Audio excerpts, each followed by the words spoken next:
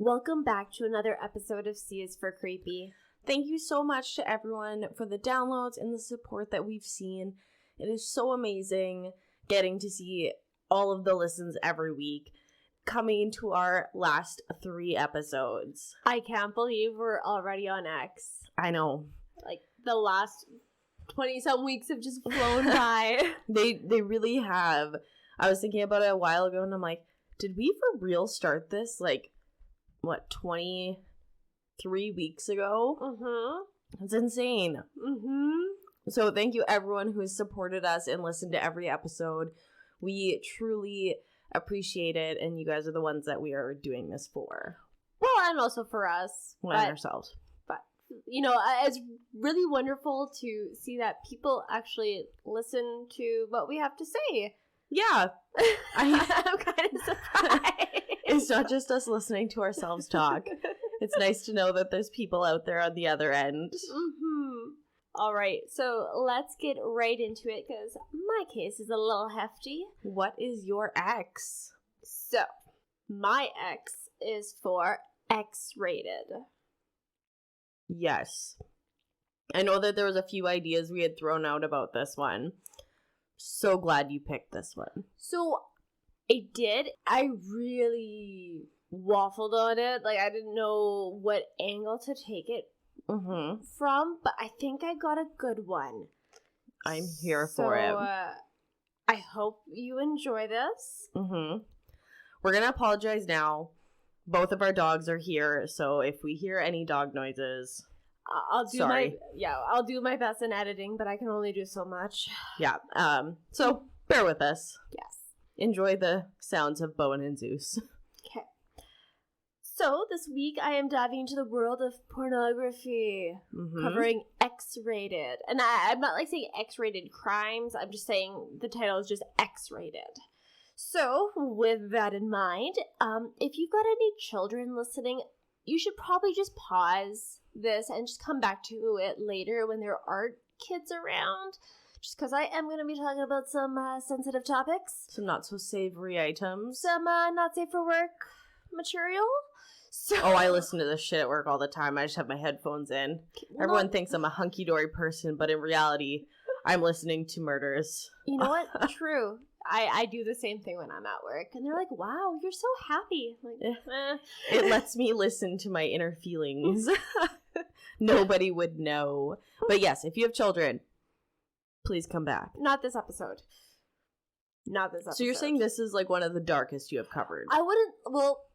It's not the darkest, I would say. It's pretty dark. It's just we're talking about more adult themes. We're going to be talking some adult stuff. Okay. So I'm not going to use that voice the entire episode, but... Can you please? No.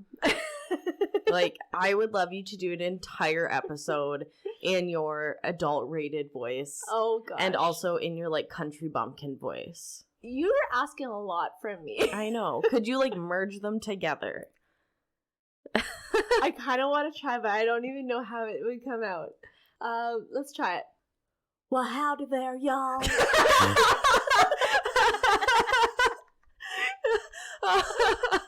Oh, you're sexy cowboy. I love it. Cowgirl, thank you. Cowgirl. All right. So now that we got the fun out of the way. Because I feel like your story is about no laughing matter. I wouldn't say that. You definitely know the case because I think I made you listen to it a while back. Okay. So it's one that you have heard, but let's talk about my fun facts first before we get to the case. Okay, I love the fun facts. Okay. So, I've already done the warning. So let's jump right into it. Recognizing that a film would not be appropriate for children, a movie with an X rating often depicts graphic, implied sexual acts or extremely violent scenes. Okay. So I'm just going to talk a little bit about how something gets that X rating and what that means. Texas Chainsaw Massacre gets an X rating?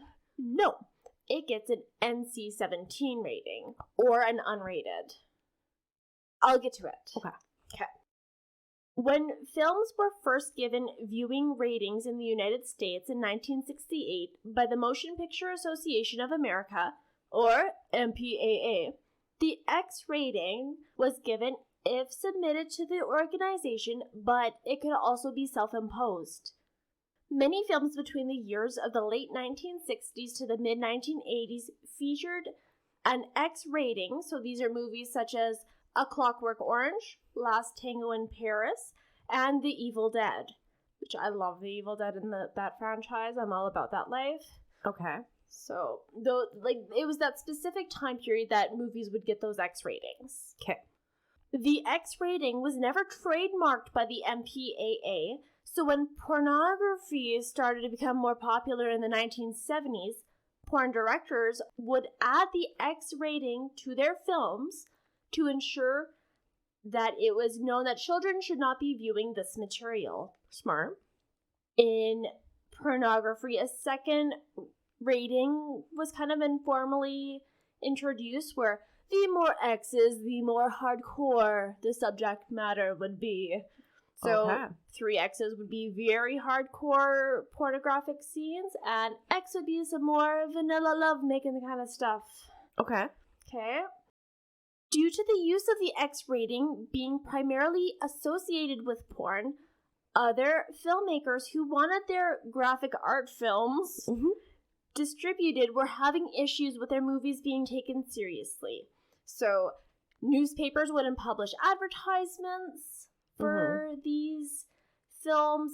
If you could even get a movie theater to host an X-rated film, that was, it was getting very difficult. So, I mean, there are some films where, you go in there, you want to see that graphic violence, or, you want to see those things. Like American History X, or, kind of in there where, it adds to the film. I'm feeling very shameful right now because I don't watch a whole hell of a lot of movies, that I have not seen any of the movies that you have listed as X-rated. Wow. I'm feeling pretty shameful about it. That's okay. Okay. That's okay. I have watched Encanto 200 times, though. We live very different lives. Actually, it's probably more than 200 at this point. I've started it maybe 3 times since I've been coming here. I've never finished it, but I've started it a few times. All 3 of those were here. Yes. Oh, man. We live very different lives. Just kidding. I just research and sleep, so. Okay. So, in order to keep their films intact, so films could be re-edited to try and get that R rating, which was lower than an X, but still pretty high up there.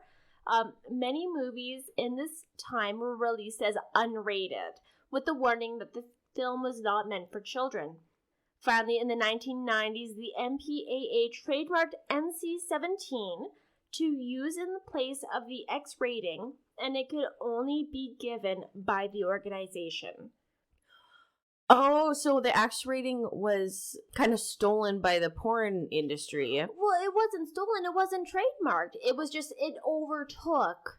So anything with an X rating was just automatically classified as porn. Well, essentially-ish. Yeah, that was the association that people made when they saw the X. So, like I said, it wasn't, people weren't able to distribute or sell, so obviously that system had to change. The X rating is still alive and well in the porn industry.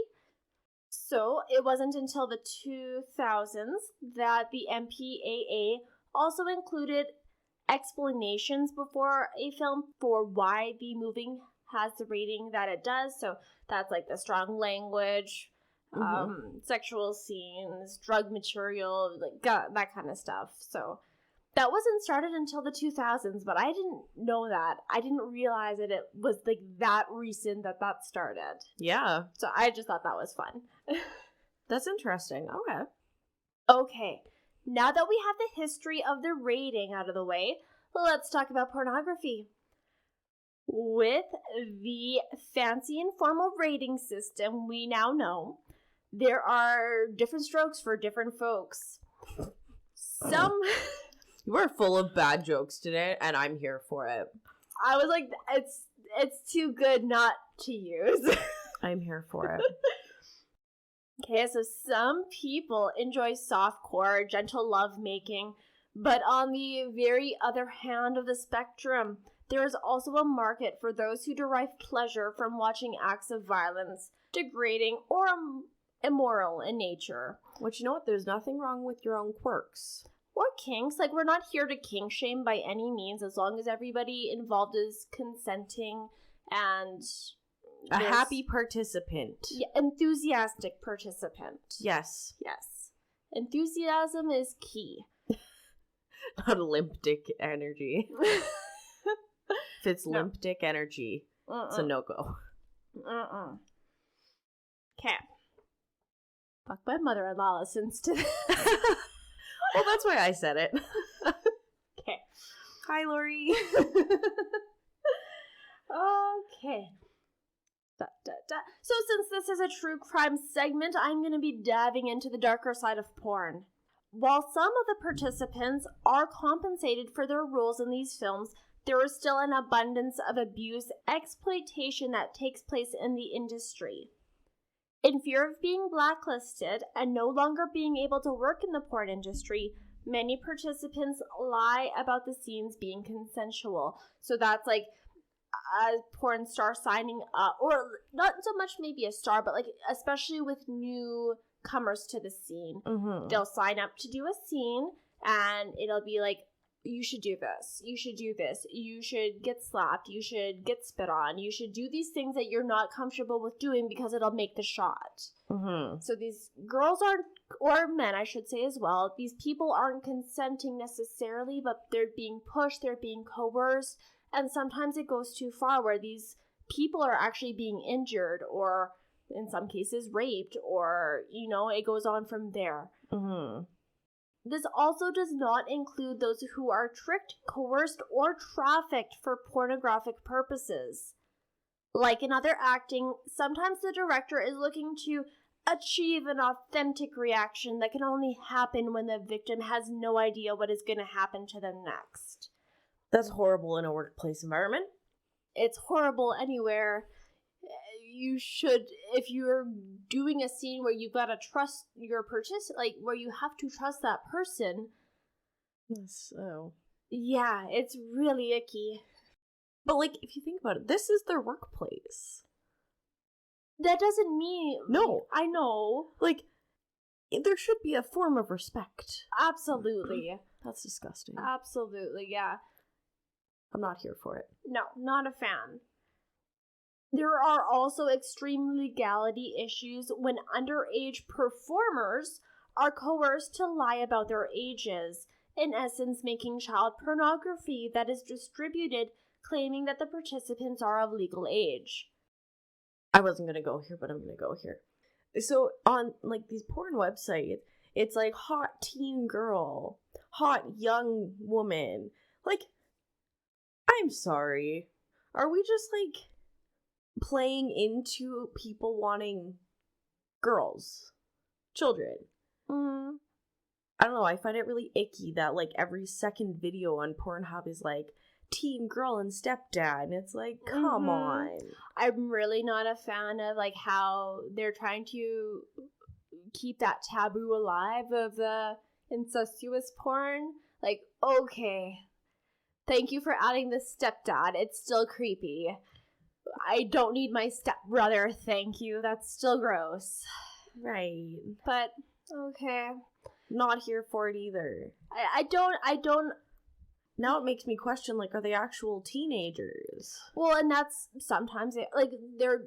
Okay, so don't get me wrong. There's a lot of times where there is also, like, 30-year-olds that happen to have a baby face that get pushed into the porn or the teen category. Yeah. That happens too. But you gotta really try to make sure, like, if you're following porn stars, you know how old they are, or, like, you know what I mean? So that kind of stuff. Just try to be ethical with your... with your video watching. If you can, yeah.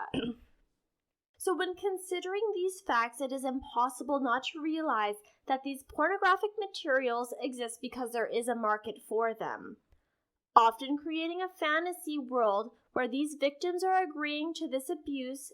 It can help absolve these voyeurs of any guilt that could be associated from enjoying these acts. So because it's okay in porn, it's okay in real life? Well, I think that's part of it, but it's the fact that, well, if they signed up for it, that means I can enjoy it. I can derive pleasure because, like, they're consenting. So you can watch a graphic rape scene, and because in your head you're like, well, it's filmed, it's okay, other people are enjoying it, I can enjoy it. It's that mental process. Mm-hmm. My fun facts aren't very fun, are they? Kind of make me uncomfortable. I had a feeling you might be uncomfortable this episode. Sorry. I think it's the fact that I'm thinking past the watching. Yeah. I'm thinking of some guy in a basement somewhere watching this being like, I'm going to make this happen in real life.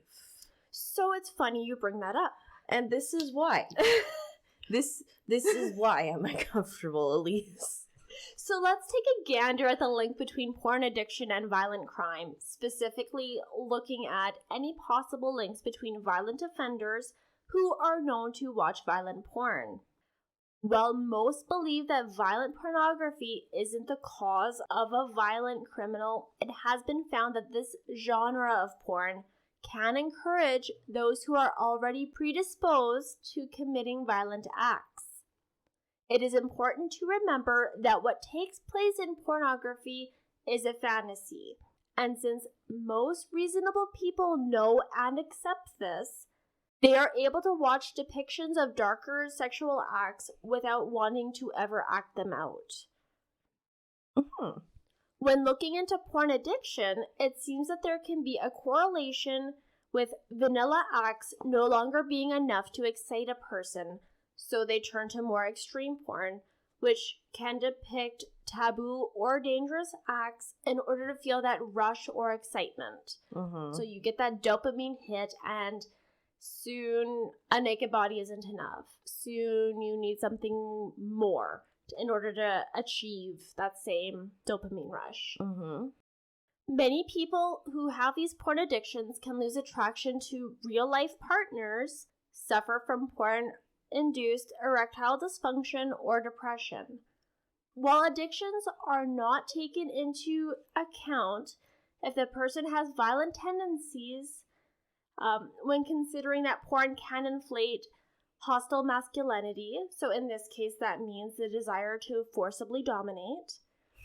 It also allows impersonal sexuality, so in this case these are like very binary way of thinking, but it also strips women of their humanity, so it reduces them to just sex objects. It's really easy to see how someone already predisposed to violence can take that leap and act out their violent fantasies themselves.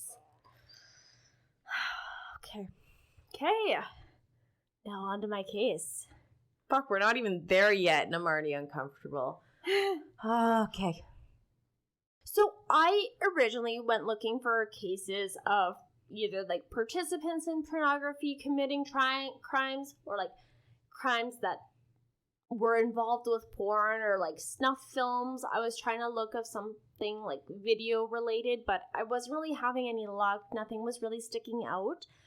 So I remembered a case that I had listened to about a year ago that I found fascinating in the worst way, and realized that I could tie it into my X-rated material. So this is what I'm going to go with. I am going to be covering the case of Sean Vincent Gillis, also known as the other Baton Rouge serial killer. I listen to true crime all the time, and that's why we drink. I used Murderpedia, Oxygen, and Wikipedia.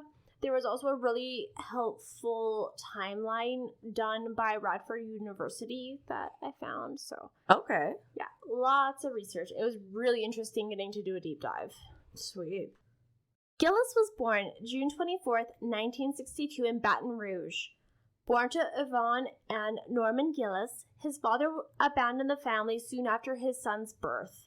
And Sean Gillis was raised primarily by his mother, but he also had a close relationship to his paternal grandparents. The reason why Norman chose to leave his family was because he had a substance abuse problem as well as multiple mental health disorders, which would cause him to behave violently towards his family. When Sean was like a year old, he actually held a gun to his son's head. So When he was a year old? yes, his father held a gun to his head. Oh. Yes. So after that incident, Norman Gillis decided that it would be best for everybody that he leave. He was in and out of different mental hospitals during that time. Okay. So despite growing up without his father in his life, Gillis had a pretty decent life. Okay. His mother doted on him and held the belief that her son was well-adjusted and well-behaved. Religion and education were both important to Yvonne Gillis, so she sent her son to a Catholic elementary school. Despite not being interested in school and maintaining average grades, his mother believed that her son was brilliant. When Gillis was 10 years old, his mother and he moved to a new neighborhood in Baton Rouge, and this is where signs that this boy might not be quite as well-adjusted as his mother believed started to show. Neighbors of the boy reported that Gillis was a bit of a bully, and one even reported that he was savagely beating on garbage cans at 3 in the morning. Oh, that'd piss me off. Which you do. Oh. I'd be that neighbor. Knock it off! So, even putting these behavioral problems aside, he was still considered a strange boy. His mother did not view her son as abnormal, though. Instead, she continued to look at him through rose-colored glasses and believed he was brilliant and just a normal boy. Sounds like another Norman Bates situation. Like the mother-son relationship. Yeah. I see how you could connect those dots, yeah. Okay. Yeah. Okay. She was incorrect on both accounts. As he got a bit older, Gillis was not popular in school, but he did have a couple close friends. Since Gillis's mother worked long hours to provide for her son, the trio would spend a lot of time at Gillis's house. His close friends and him became interested in satanic worship, so they didn't partake in it themselves, but they would watch other people do As one does. Satan worshiping, which Okay. I can kind of get behind. I also could get behind it. Smoking marijuana, they talked about Star Trek, and they talked about girls. So, like I said, these seem pretty on brand for the average teenager. They're playing D&D in the lunchroom. Yeah. They're living their best lives. They're getting high. They're teens. I get it. That's not a red flag. I think there's a lot to say about the years, the year this was, because now if somebody's like, oh yeah, a bunch of kids smoked pot and, talked about Star Trek, nobody would bat an eye. We might chuckle a little, but it wouldn't be weird. No. When Gillis was 17, his father came back into his life because Sean's grandfather passed away. So, Norman's father. Okay. So, after that death, the father and son reunited, and they started to become close and develop a relationship. Okay, good. Well, that is until Gillis came upon his father's collection of nude men in sexual positions. Nude men? Nude men. And he discovered that his father was attracted to men. Okay. What year was this again? So, he graduated in 1980, so it had been the late 1970s. No. Not that there's anything wrong with that, but in that year that... Well, and you gotta think, he had a religious upbringing, so... Oh, no. It makes sense why the dad had issues, though. Mm-hmm. It, like, hiding your entire self. In conflict with society around you? Yeah. Oh, that's horrible. I can't. Mm-hmm. Humans are so horrible sometimes. They are. We're just getting to it. So this revelation ended the relationship between father and son. Oh! Yeah, like after discovering these photographs, Sean would have nothing to do with his father. That's sad. Mm-hmm. It is. After Gillis graduated from Redemptorist High School in 1980, he started work for Southland Corporation and worked at a number of 7-Eleven convenience stores in the area. So his main job description was as a clerk. Okay. At least he had a job. Well, Gillis bounced around between different locations and different jobs, and he found no enjoyment from his employment. Instead, Gillis's only true passion was sitting in front of his newly purchased computer and perusing different pornography. I was so hopeful for half a second. What were you hopeful for? Gaming. Oh, no. Watching Star Trek. I don't know. Not just any regular old porn either. Hardcore. He was searching for porn depicting rape, torture, death, and dismemberment. Okay. It's kind of weird thinking about it because, like, this would have been in the 80s and 90s when... There's no CGI. Well, that... But can you imagine trying to wait for... Like, there's a reason he was sitting in front of his computer is because it was loading. Had his dial-up. Oh my goodness. You're right, it wasn't instant. No, it wasn't 4K graphic videos. Yeah, on your 3D. widescreen TV. Just hook up the Google from your TV. Yeah, no, not this time. No. Okay. So maybe this was the... Oh, sorry, I already said that. Okay, so either way, nothing else in his life got the amount of attention that this disturbing porn did. He drew away from his family, friends, and he would actually miss entire shifts at work because he was too preoccupied watching porn. So, I don't know if you have an answer for this or not, but out of morbid curiosity, was he wanking it? Or just watching? Oh, yes. Okay, crusty socks everywhere. Yeah, there was just buckets of lotion at that point. Okay, so he was wanking it. He just...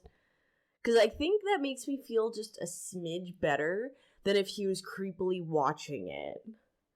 I don't know about that. You know what? Either way, I'm not okay. Either way, I get that people like different things. I can accept that. But gore is kind of where, like, personally, I draw the line. Not your thing. No. I don't understand how people can watch somebody being murdered and be like, you know what? I got the tingles. Like, how? How? I don't get it. Yeah. I just don't understand that association, but either way, we're talking about a case where it goes very bad. Awesome. Okay, well, in 1992, Yvonne Gillis got a new job in Atlanta and asked her son to accompany her. However, Sean Gillis refused, so Yvonne left for this new opportunity and left her son in his childhood home. I would like to point out that Gillis has just spent the last decade or so, like, that's the entirety of his 20s, and now he's in his 30s. Living in his mom's basement wanking it. To disturbing porn. Cool. Yep. Here for it. Mm-hmm. So he went to community college to study computers and like got a certificate in computers because in the 80s that's what your certificate was. Okay. But like it's not like he really worked. He bounced between jobs because of his hellish habit. Fiend porn addiction. Yeah. Whew. Yep. But that's okay. So his mother left him. She continued to pay the mortgage on the home that he lived in, and she would also send him extra money. every month. For lotion. We gotta get some socks. Jeez. So not long after his mother left, Gillis started acting out in frustration. To who? His friend? Oh no! Oh no. It's actually pretty good. Okay. So he would go outside and holler into the sky. Oh, girl, same. Just go out on my front porch and scream at the top of my lungs. Well, you know how in like some of my cases, it's always a surprise that this person's a serial killer and like they're an upstanding member of the community. Yeah. This is not that guy. His neighbors knew that he was a fucking weirdo. And oh no. they're like, yeah, he's a serial killer. Not surprised. Oh no. This guy, yeah, saw that coming. Okay. Because yeah, just hollering. He just go outside and scream. Yeah. Yeah. And cool. his neighbors would just like look, take a peek, and then just close their curtains.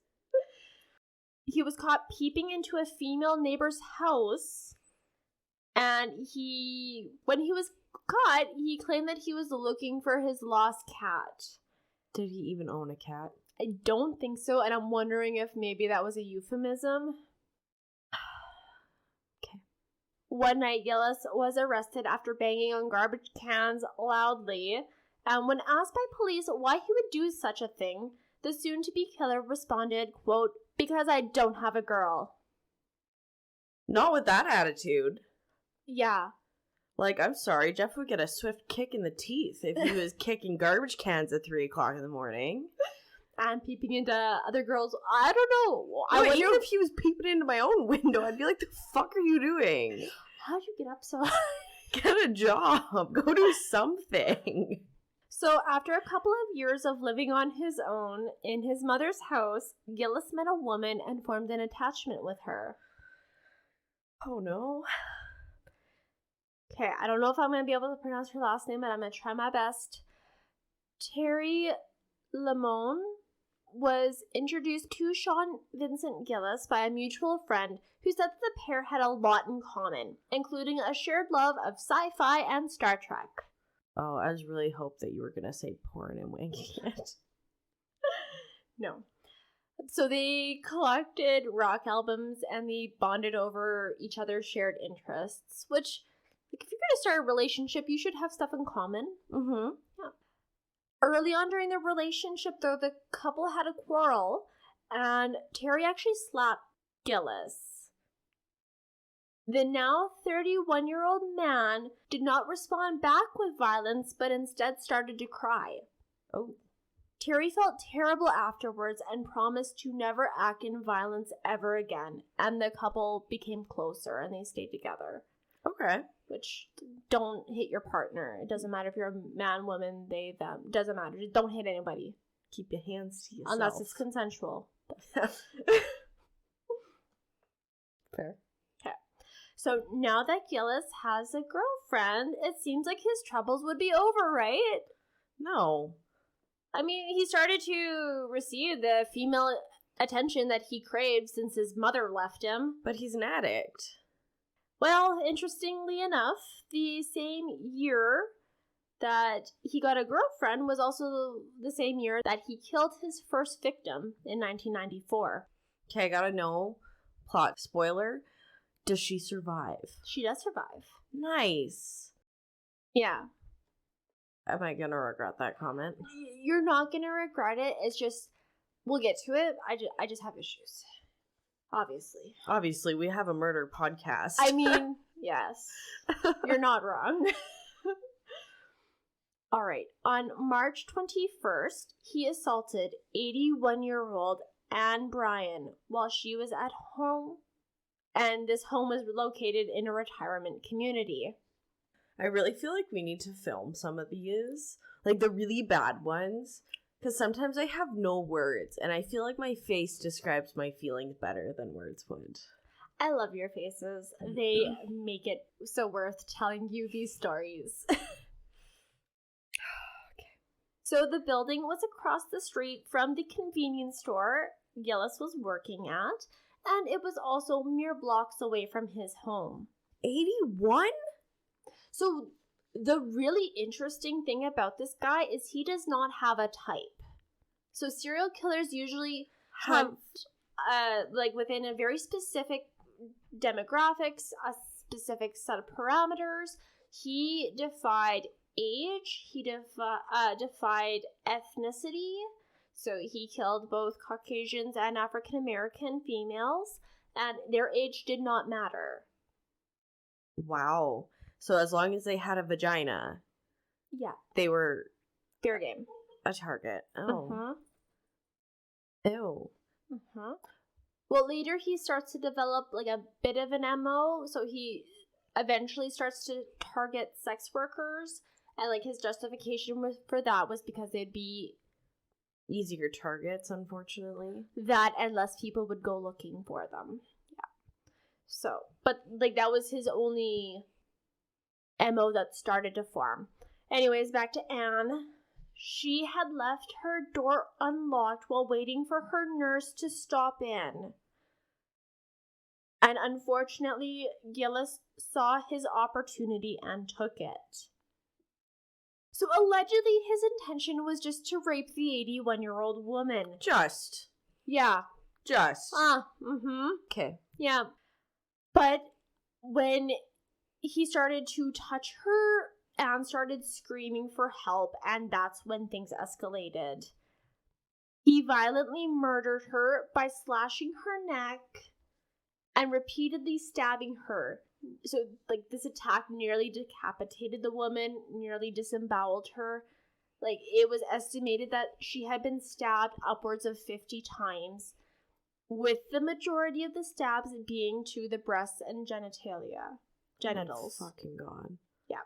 So, as with many serial killers, Gillis entered a cooling phase, and he did not strike again for almost 5 years. Oh, that's surprising.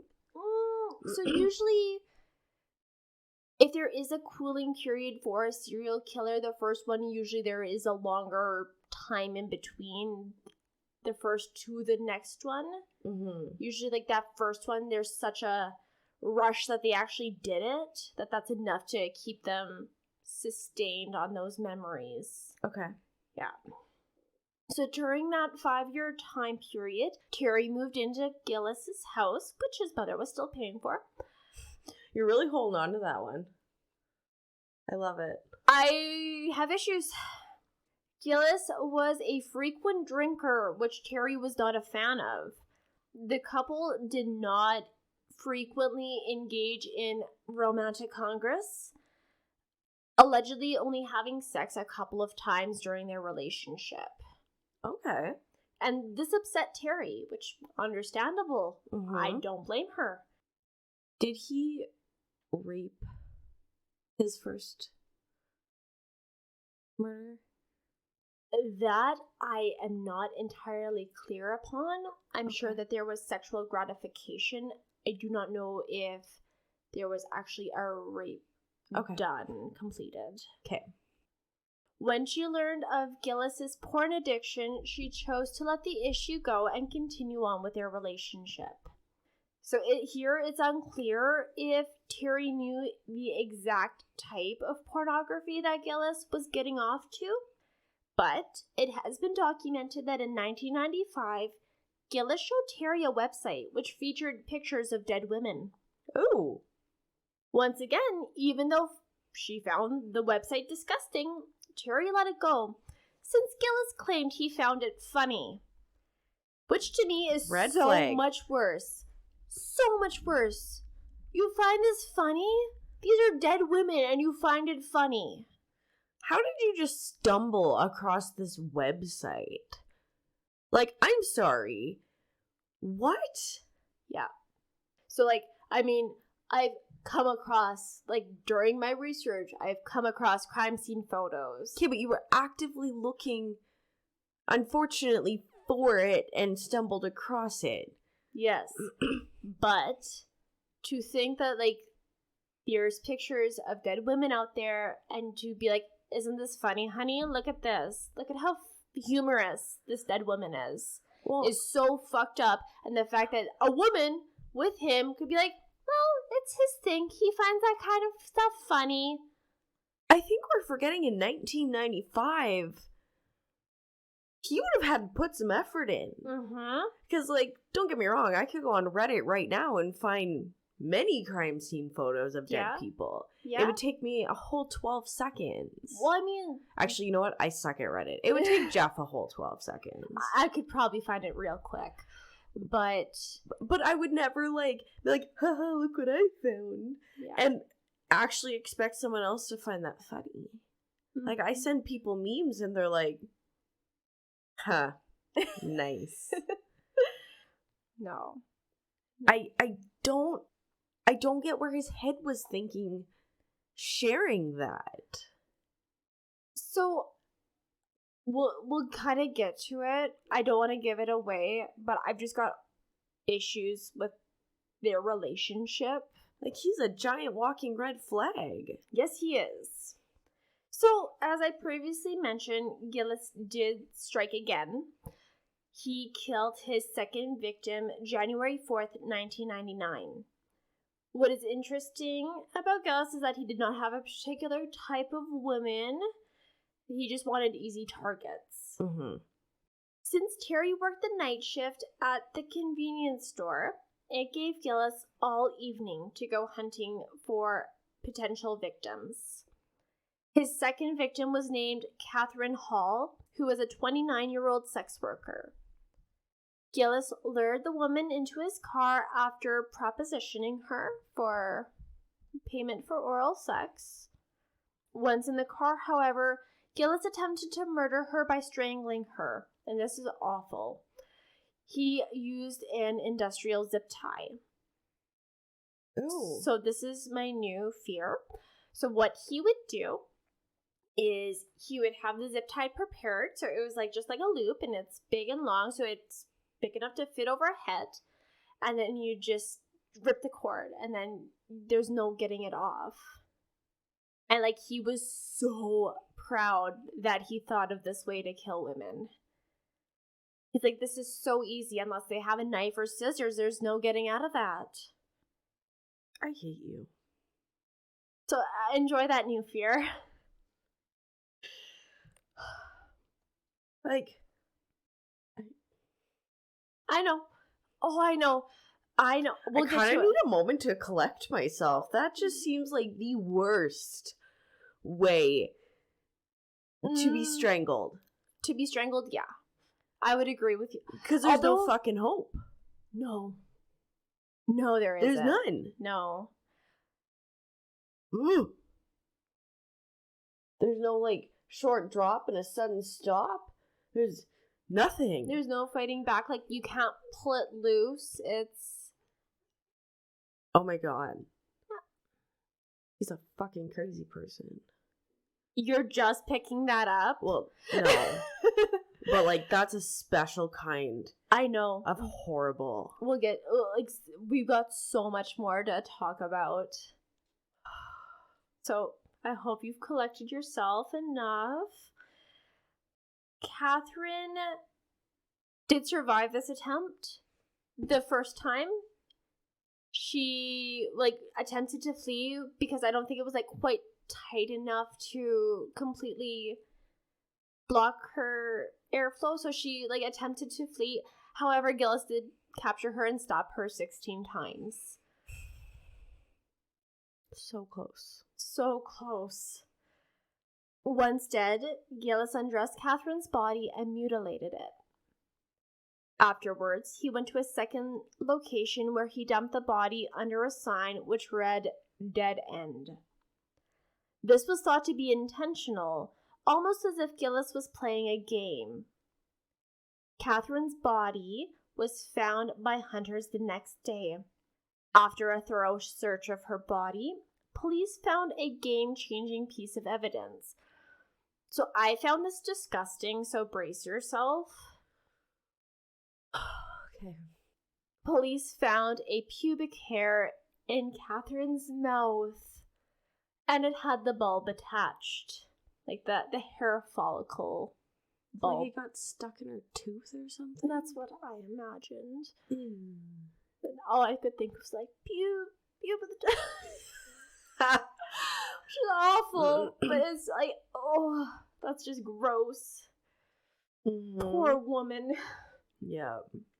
This was a game-changing piece of evidence, though, because the follicle was attached. That meant that there was DNA. Yep. And in the 90s, DNA was like, we're in full swing. We're testing that stuff. We're saving it.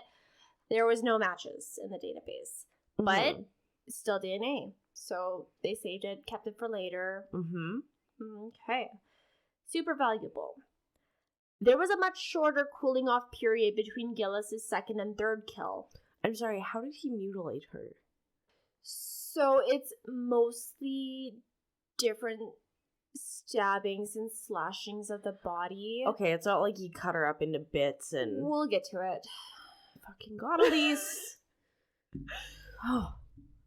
We'll get to it. Okay. Shorter cooling off period between the second and third kills.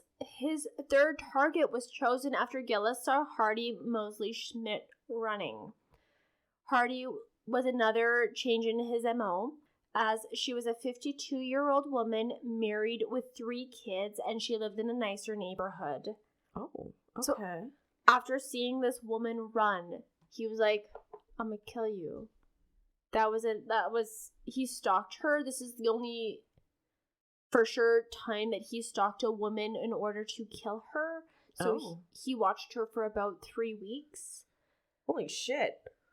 When he decided to strike on May 30th, Gillis hit her with his car while she was running. Once she was knocked down, he did his zip tie maneuver, and strangled her to death. Moving quickly, he put her body in his car and drove her to an isolated area where he once again undressed her, but this time he raped her corpse. Okay, so is he just a very fit man? Or are these very petite women? These are very petite women. And that was done intentionally because he's a nerdy guy. Like, we'll have pictures, but, like, he is not... He's nothing special. No, he's not a super athletic man. He's choosing smaller women. Well, I think his first victim was 81 years old.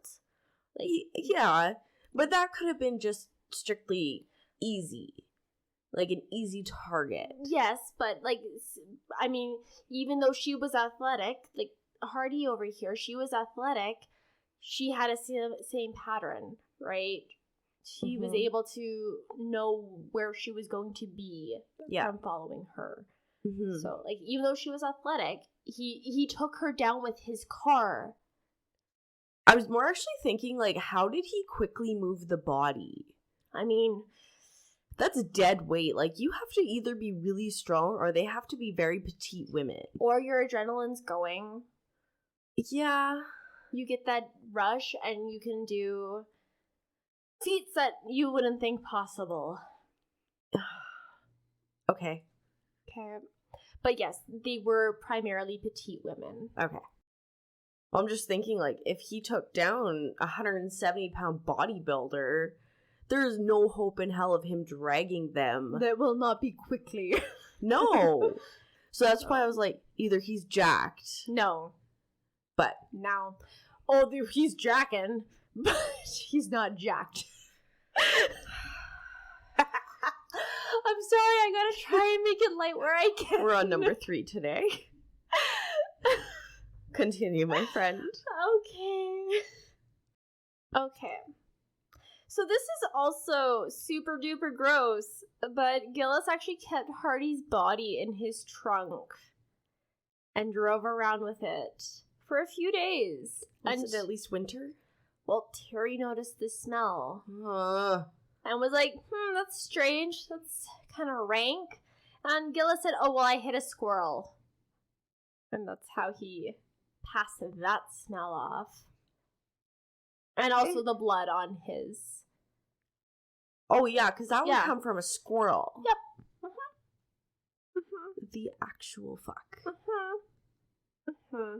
So, after it was noticed that there was the smell of a dead body in his vehicle, Gillis drove out of Baton Rouge and dumped her body in in a rural parish. So going back to targeting sex workers, Gillis killed Joyce Williams December 12th, 1999. What is different about this murder is he actually brought Joyce back to his house once she had died. Once in his home, Gillis proceeded to mutilate her body, cutting off body parts. This is also the first time that Gillis engaged in cannibalism, after which he cut off Joyce's nipples and ate them. I'm not going to say it. What were you thinking?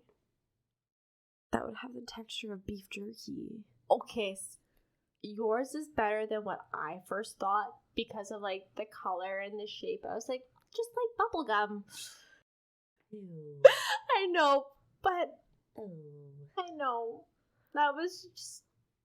I don't know why my mind went there. That's okay. I wish I could explain it. Okay. After he finished his activities with Joyce's body, he put her back in the backseat of his car. Backseat of his car.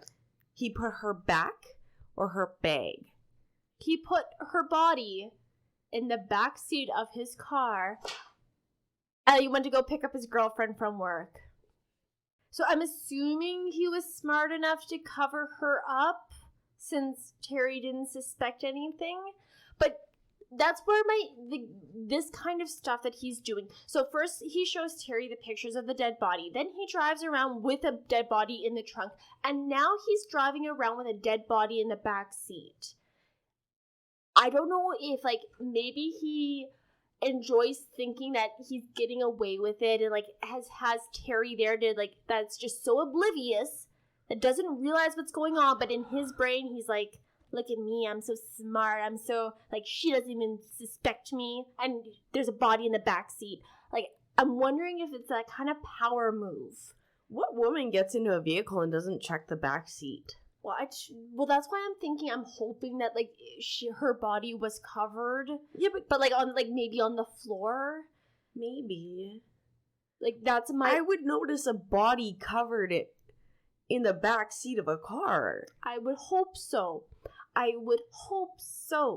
Like, that is the first thing I do no matter whose car I get in, is I check the back seat. It's like this weird safety intuition where it's like, there's nobody back here. Okay, cool. Uh-huh. Okay. I can't. So later that night, Gillis dumped her body in Iberville Parish. Her remains were discovered in January of 2000 when hunters stumbled upon part of her leg bone. The rest of her body was found about 700 feet away from where the leg was discovered. When he killed his fifth victim, Lillian Robinson, she was a 52-year-old sex worker. He also brought her back to his place, but he didn't have time to mutilate the body because Terry was going to be off work soon. Okay. Instead, he went back to the basics and played with her body, allegedly putting his penis in her mouth. This was January of 2000. He dumped her body later that night at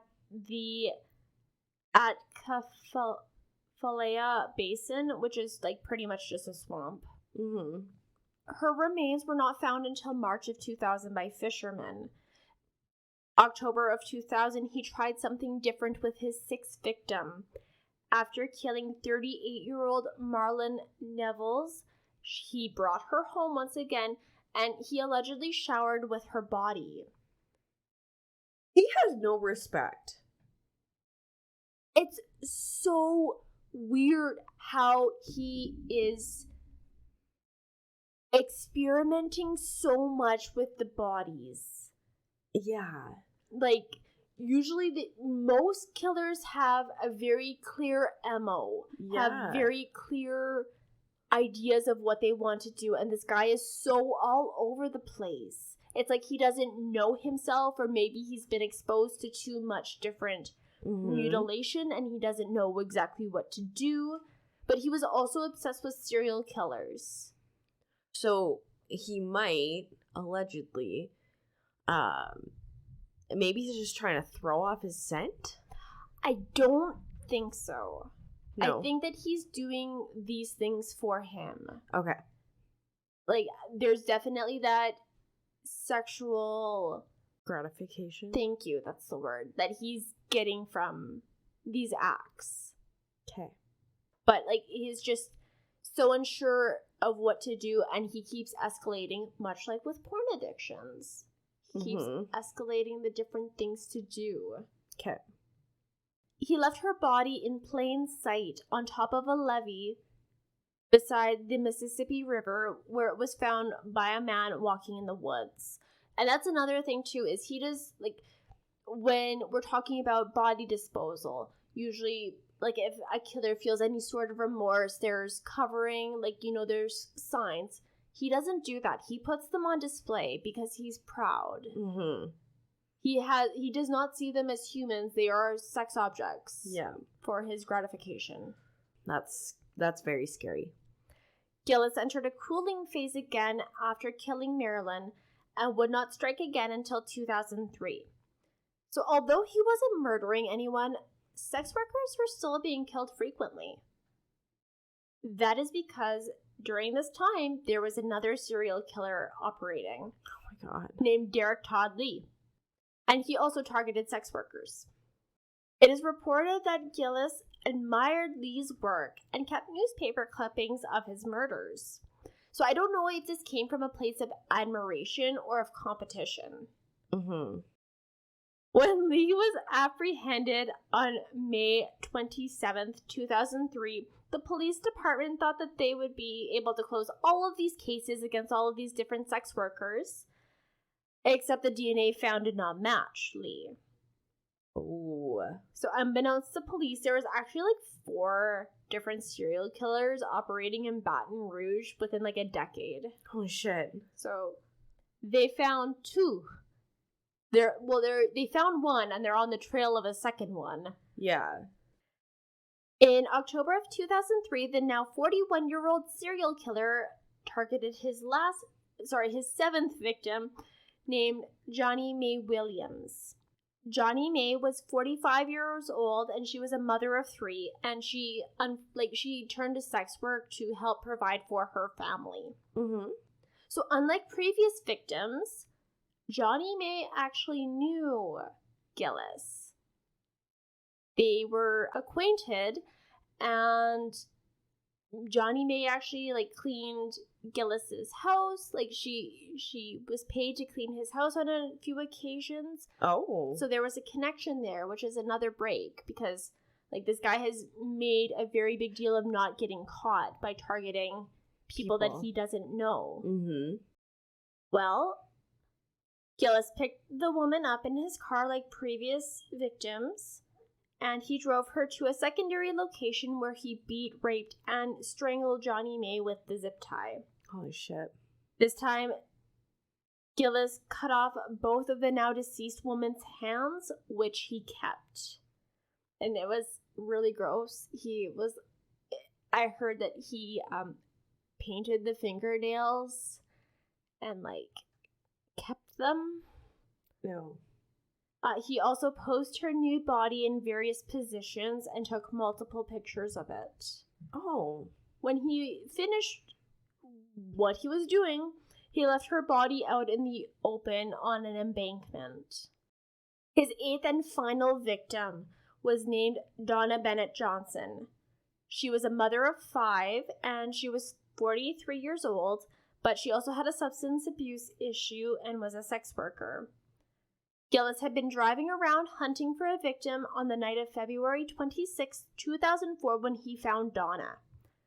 After getting her in his car, they discussed payment, but he wasn't going to pay her. He had no intention of having sex with her while she was alive. Yeah. So he killed her with the zip tie, and I guess she was so...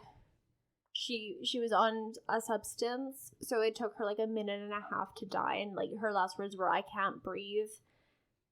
Ew. So after murdering her, he took the time to mutilate the woman. He once again cut off her nipples and ate them. He also gouged out a butterfly tattoo that she had on her thigh and kept that. Gillis also cut off and kept her left arm, so he cut it at the elbow.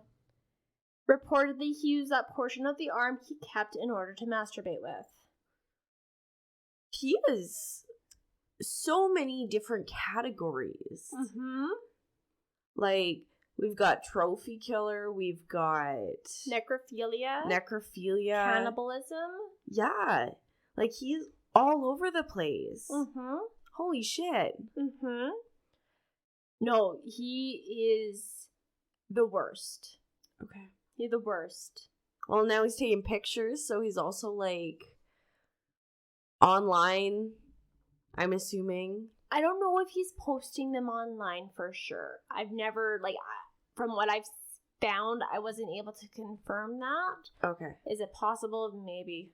Yeah. I mean, you don't know for sure, but police did find, he took pictures of pretty much all of his victims, except for, like, maybe the first couple, but he did keep a lot of pictures. Okay. So he also posed her body in various positions and took pictures. He also this time left the body posed for the person to discover. Ew. And she was discovered in a drainage canal. Police found DNA evidence under her fingernails of her right arm. So the one that was attached, so at least she, like, kind of fought back. Mm-hmm. She's able to get something. Okay, so once it was determined that there was multiple cold cases that could not be linked back to Derek Todd Lee, Baton Rouge Police Department started to fear that there was another serial killer on the loose. Thus, a task force was formed on March 3rd, 2004 to investigate the murders of Donna, Johnny May, and Catherine, as well as look into the many other deaths that could not be matched to Lee. Mm-hmm. When Donna's body was discovered, another crucial piece of evidence was found. Near her body, tire tracks were discovered. So now these weren't just any tire tracks. They were Goodyear tires, but they were not a very popular tire. So they only sold for like a couple of years, which is incredible. Because, like, if it was a super mass-produced tire, like, there would have been no shot of trying to track it down. Mm-hmm. But because they were only sold for a couple of years, police asked Goodyear for a list of who bought those specific tires in Baton Rouge. And there was only 90 people on the list. Wow, okay. Sean Vincent Gillis was number 26 on the list. Police were questioning the people, and when they brought Gillis in, red flags started popping up. Are you sure? He seems like a really wholesome guy. Okay. So I actually watched the interviews, because they were all filmed. Ew. It was bizarre. It was okay. It was so uncomfortable watching. Ew. He's a nerdy, middle-aged white guy. Like, he looks like, I don't know, kind of like a dad.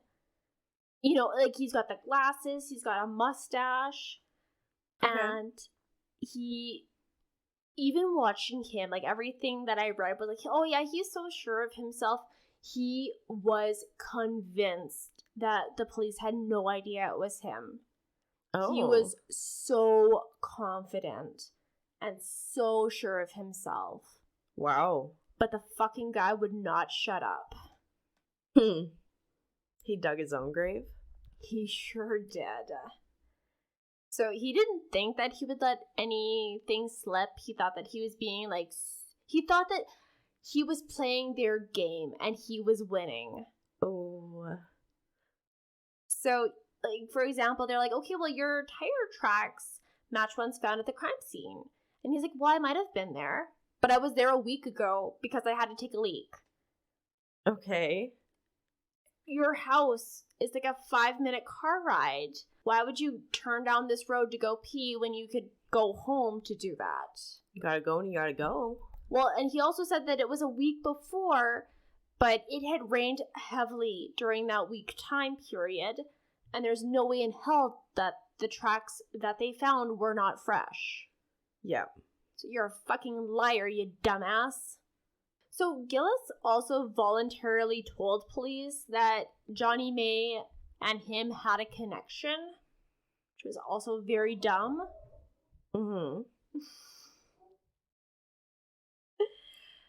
So the investigators changed, and the lead investigator for the task force was brought in, and he started questioning Gillis, and that was really interesting because Gillis started talking about his fascination with serial killers and how he's seen autopsy photos and crime scene photos, and he's just telling this to the police. Cool.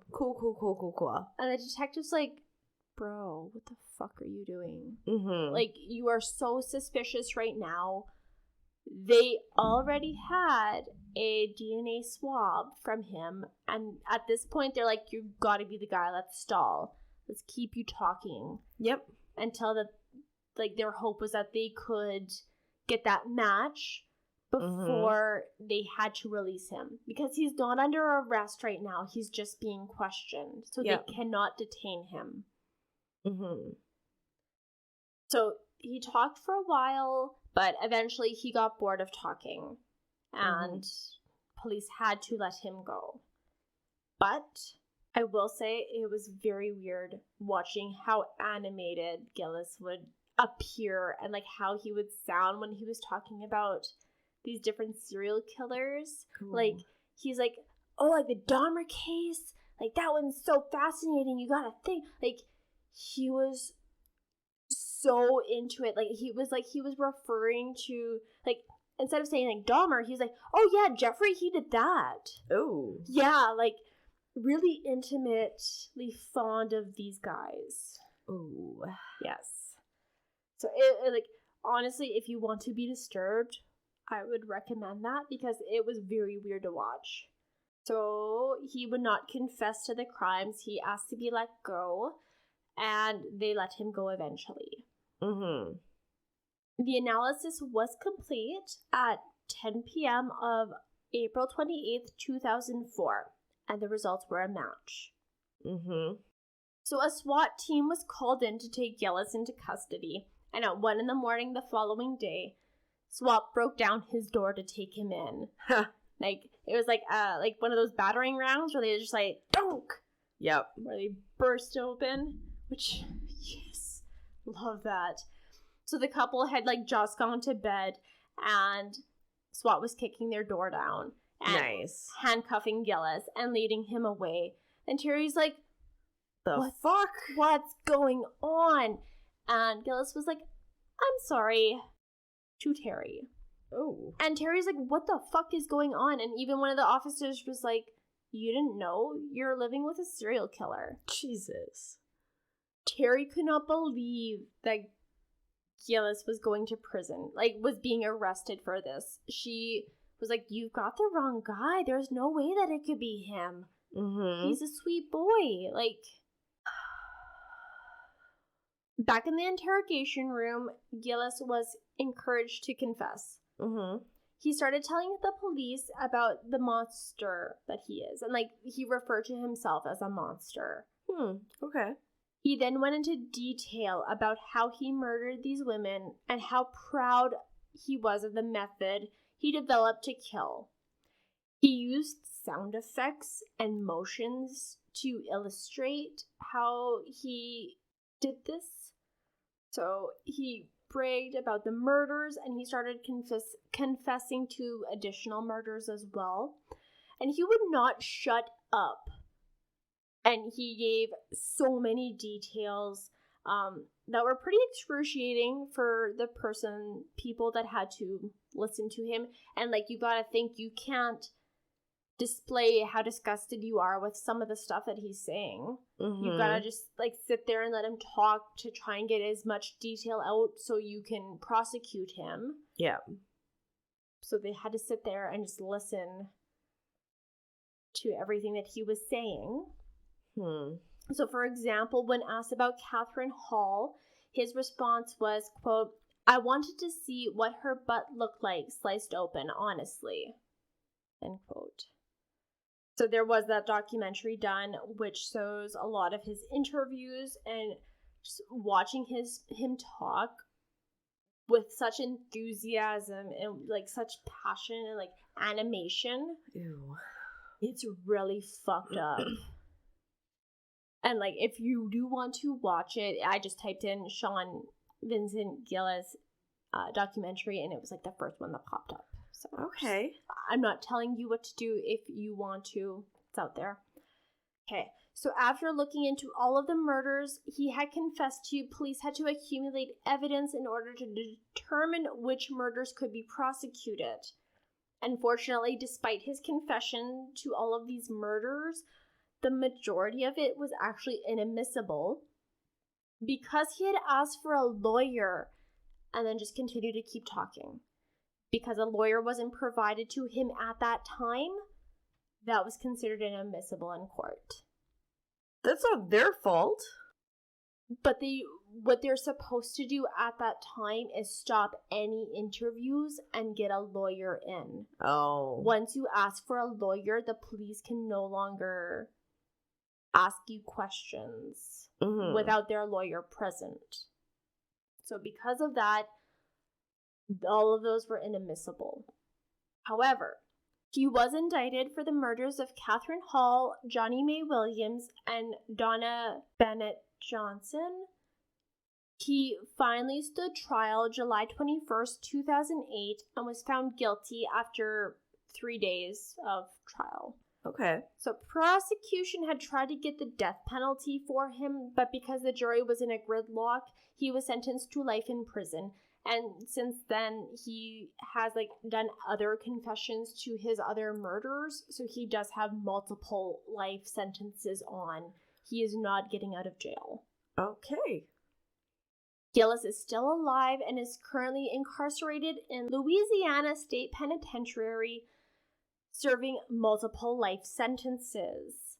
So that is my X for X-rated. Jesus. Fucking gross. Do you have any idea? No inclinations? No, I didn't have any inclination that you were gonna do that. It was good, but holy fucking balls. And honestly, there's more that I could talk about with him, but I've already talked for over an hour, so That's fair. Yes. All right, so after that, X, what is yours? Mine is X is for Texas. She reach. That is the biggest stretch I think we've done. There's an X in Texas. There is. Okay. Okay. So today we'll be covering Texas's Goat Man Bridge. Okay. Before the bridge became a magnet for ghost hunters, it was simply known as Old Alton Bridge. It is a historic iron truss bridge connecting the Texas cities of Denton and Copper Canyon. Built in 1884 by the King Bridge Company of Cleveland, Ohio, the 145-foot-long bridge would serve area travelers for more than a century. Called the Old Alton Bridge, sometimes the Argyle Bridge, and is better known amongst the locals as Goatman's Bridge. Okay. It was first built to carry horses, but would later carry vehicles over the Hickory Creek, at a location that once was a popular crossing for cattle. Okay. The bridge takes its name from the abandoned community of Alton. The heavily traveled Old Alton Bridge remained in constant use up until 2001. Wow. Yeah, so that's super over 120 years. I am very proud. And it was able to carry cars all that time too? Damn, that is a bridge. Right? So until 2001, when vehicle traffic was moved to an adjacent concrete and steel bridge. Prior to the new bridge, it was necessary for motorists to signal with a car horn before crossing the single-lane span. Yes. The new bridge straightened out a sharp curve on both sides of the creek and provided additional travel lanes. Okay. So, With vehicle traffic removed, the bridge became an important link connecting the Elm Fork and Pilot Knoll hiking and equestrian trails. Today, it is a popular location for nature enthusiasts and photographers. The old Alton Bridge was included in the National Register of Historic Places on July 8th, 1988. Cool. So, not only is the old Alton Bridge a picturesque historic site, but it is also said to be haunted by a half-goat demon with glowing red eyes, a loud snarl, hence the nickname of the bridge. Okay, I was wondering because there's no town named Goatman, so... No. No. We're gonna get a little dark. Sorry. Okay. Yeah, I don't know what that's like. Half a century after the bridge was built, an African-American man named Oscar Washburn settled with his family near the bridge. Earning his living raising goats, he was soon called the Goat Man. Okay. By the locals. An honest businessman, his goat-raising business was a success. Good for him. But unfortunately, given the times, some did not welcome a successful black man within their town. Fuck. When Washburn posted a sign on the bridge that advertised "This way to the Goat Man," it angered the local Klansmen. Oh, for fuck's The sakes. white supremacists, the Ku Klux Klan. Oh, no. Like, why do you have to go and wreck people's happiness? He just let him have his goat business. I'm sorry, are all of you in goats? Like, what fucking assholes. Just leave it alone. And look what they've done, okay? It doesn't get any better, and this is all on them. I am blaming these people. Okay, So, I'm here for it. On a dark night in August 1938, these hate-fueled men crossed the bridge without their headlights, then burst into Washburn's home, dragged him from his family home to the bridge. The Klansmen then fitted a noose over his head and pushed him over the side of the bridge. Oh, no. However, when they looked over to make sure he was dead, they could only see the rope. Washburn was gone and never seen again. What? The Klansmen then went back to his home and killed the rest of his family. Oh my god. Like, what pieces of garbage? That is awful. Ever since that fateful day, several strange things have reportedly occurred on and around the bridge. Many believe that the Goat Man haunts the overpass and the nearby woods. The tale continues that when travelers crossed the bridge at night with their headlights off, they would meet the Goat Man on the other side. These tales are obviously old, as the bridge has been closed since 2001. I'm like, why on earth would you cross a bridge without your headlights on? Especially a single-lane bridge that you have to honk on. Right? Like, that's more than playing chicken. Right. Fuck. Like, maybe they seen the Goat Man, but maybe it was other headlights coming at them. But, alas, some believe that Washburn's spirit returned to the scene of his murder to seek revenge on his killers, and has been haunting the bridge ever since. Fair. I gotta say, that seems like a reasonable haunting to me. So, one version of Washburn's legend believes that it is actually his wife that haunts the structure. Oh. Woman scorned. Yeah. The local legend says that if you knock on the steel bridge 3 times at midnight, or perhaps turn your car lights off and honk 3 times, and then put the keys on your dash, if you dare, a visitation from the vengeful Goat Man. That's preceded by the stench of decaying flesh.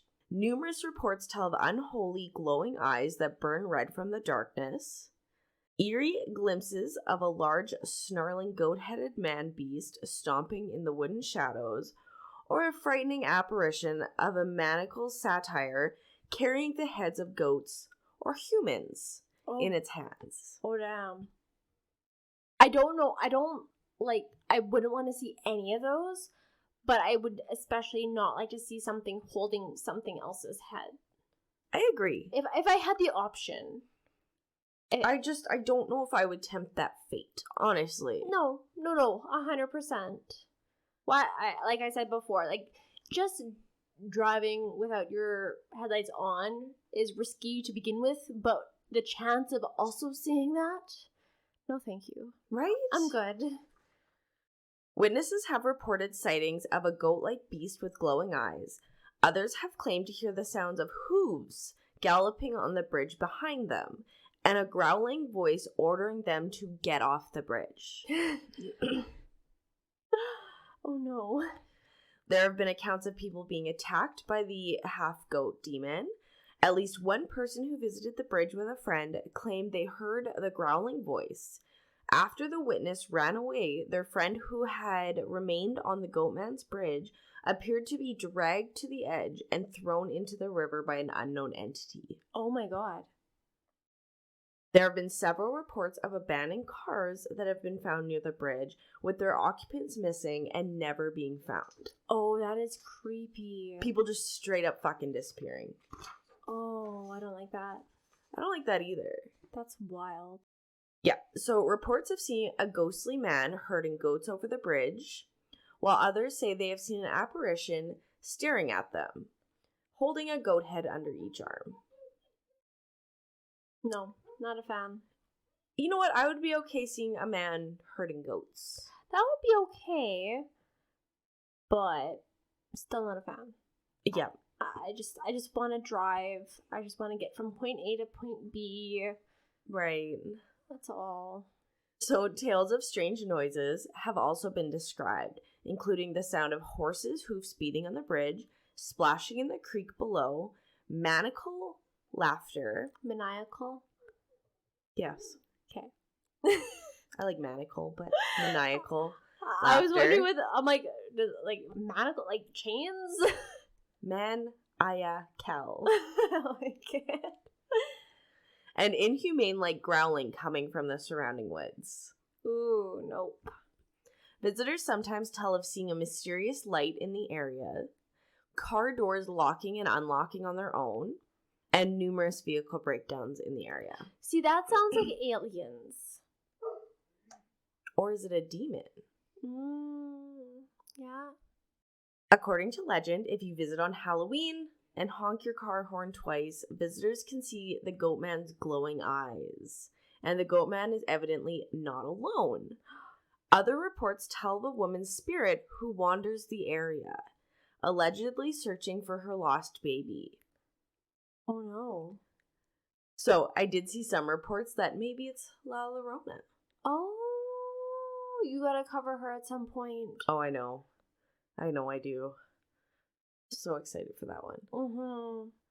So, there have also been reports that Satanists have performed dark sacrificial rituals on the bridge and opened a portal to another dimension. There have been reports of inhuman screams coming from the woods and maniacal laughter? Maniacal? Fuck whatever it's called. Which believers of the supernatural argue is the true cause of the Goatman's appearance. According to one local police officer, nearby pet stores have stopped selling cats because there were so many cats found slaughtered in a ritualistic manner around the area. What the actual fuck? What the fuck is that? No. You leave those kitties alone. Right? What the fuck? Like, we're just chilling over here with the Goatman and you're trying to open fucking portals with cats? Oh. How about we think the fuck not? How about no? Oh my goodness, that is the worst thing you've ever read to me. Jesus. Yeah. Stop selling cats, motherfucker. The terrifying encounters and reported vanishings have been so frequent as to warrant numerous investigations by paranormal groups. Goatman's Bridge has been the subject of investigations on popular supernatural shows like BuzzFeed Unsolved and Ghost Adventures. Some attribute the work of Satanists who open a portal for the Hellspawn demon, while others say the Goatman's wife is eternally searching for her murdered children, while others say this is the fault of the Ku Klux Klan and they should have just minded their own business. I mean, obviously. They should have, regardless, even if Goatman wasn't like the spirit, they should have just left this nice guy alone. Just let him herd his goats. Right. Fuck. So I got all this information from TexasHillCounty.com, AllThatIsInteresting.com, Atlas Obscura, We Denton Do It, .com and Wikipedia. Okay, well, thank you very much for your story. Yeah, it was quite a little one compared to yours. I'm glad because then it's less for me to edit later. So I at least I do it to myself. This is true. This is very true. But that is the story of the Goatman's Bridge and why they don't sell cats in that area of Texas. Texas. For X. It's not a stretch if there's an X. It's like one of those like the acrostic poems. You're like X. TEX. Yes. Fuck. Okay. That wraps us up for X. You'll have to join us next week as we are going to be on our second last episode. Yeah. So excited. Yes. Thanks for listening. Bye.